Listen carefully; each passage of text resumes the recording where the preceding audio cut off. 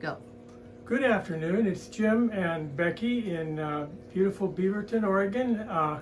It's a very cold winter day today, and we thought we would give some thought. What we have been doing is talking about hobbies that you might pick up if you were recently retired or even been retired for a while to occupy your time and maybe do some things that are fun to do that you've never done before. So we have 3 hobbies that we have identified, and we're going to talk about one hobby in each of these YouTubes that we do. So we're going to talk about hobby number 1 right now.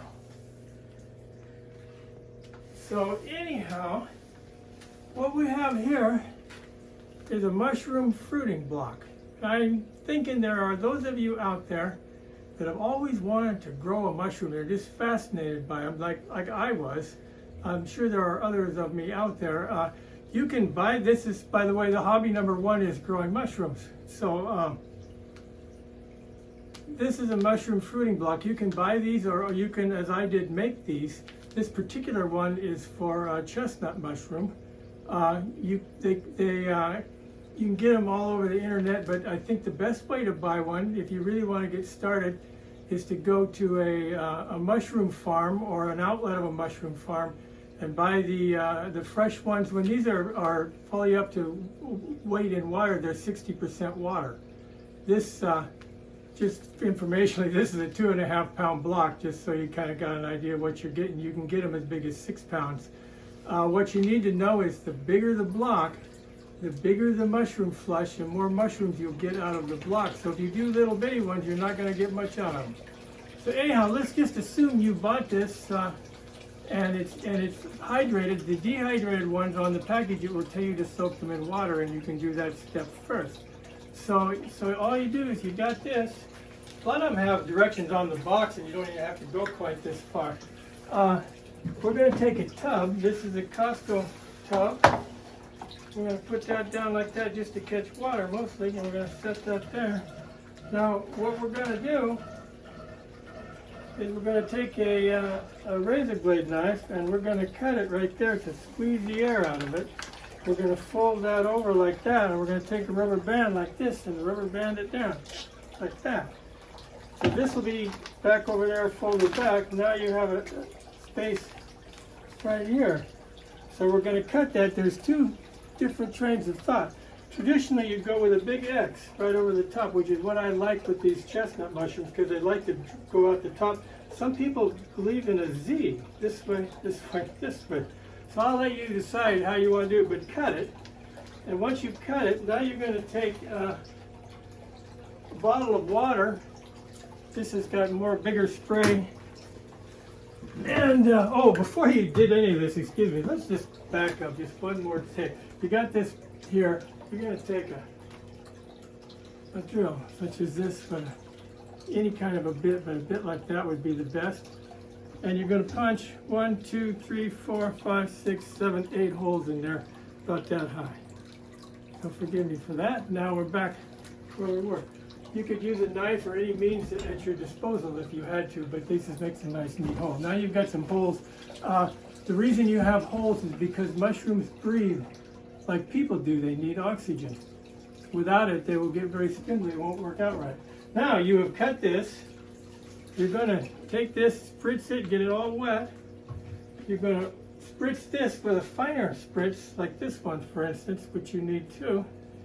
And then you're going to put the top on. Now what you're trying to do is maintain a high humidity in here. The higher the better. So you're just going to, every once in a while you walk by here and you see it, you open it up and you spritz some in there. And set it on a counter in the kitchen would be good.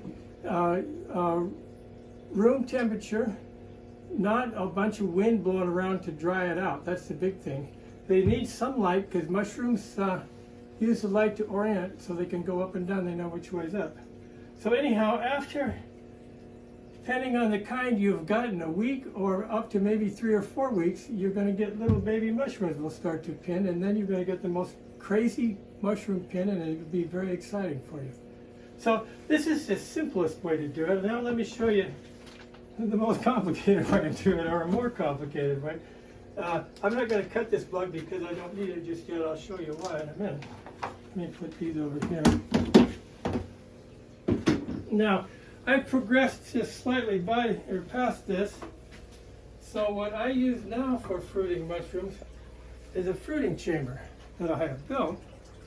It has, up here you see temperature control with a heating mat underneath it. This is humidity control. This is an inkjet humidity controller. This is what it's set at. This is where it is right now. So the fog is actually going off in there as we speak. If you look in there, you'll see it's foggy in there. It's just getting done fogging. So what we do is the fog goes on and off and keeps the humidity high. It's a much better deal.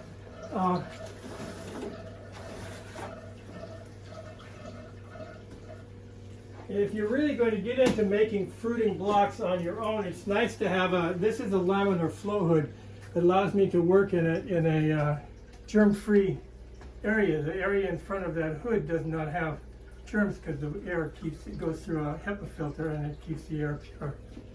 So that's the theory anyhow. Anyhow, what I'm going to do is I'm getting ready to harvest one of these, excuse me. And this is a chestnut mushroom.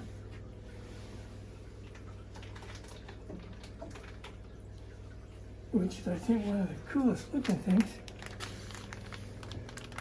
I have ever seen. They say that this mushroom has a sort of a nutty flavor. If you look at it, unlike a lot of mushrooms, it's got a texture to it a little bit.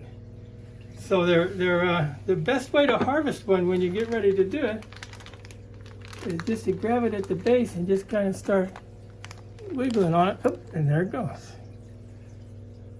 So we will clean the base off. When I get ready to cut it, to cook it, I'll cut it right about here. These can be cooked individually or or cut up, and they maintain their shape real well, they tell me. I haven't actually eaten them yet, so I can't tell you for sure exactly how they're going to taste. Now, normally, after you did this, you would clean the top of this off and put it back in, and you would get another, what they call flush, off of the same block. But I have more than I need right now, so I'm going to put this out in the garden. Cook this one, and I have this one and another one that I'm going to put in here. Excuse me. And now I want to show you another mushroom that I have that's one of the strangest things. Let me see if I can get this out. This is a king oyster mushroom. And these